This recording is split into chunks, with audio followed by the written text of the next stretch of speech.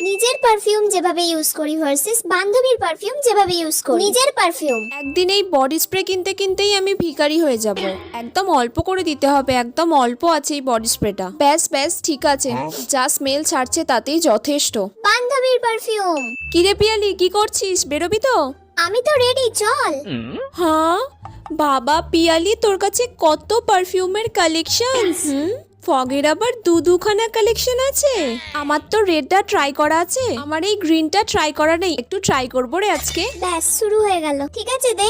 ঠিক আছে রে, একটু বেশি বেশি করে দিয়ে দিই বাবা, যাতে না 3-4 দিন দিতেই হয় আমাকে। আচ্ছা শোন না, আগের দিন তুই যখন বললি না লিপস্টিক দেবো, তারপর থেকে আমি একটা লিপস্টিক পাচ্ছি না। তুই কি জানিস ওটা কোথায় আছে? কেন?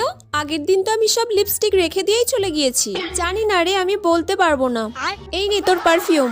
আচ্ছা ঠিক আছে।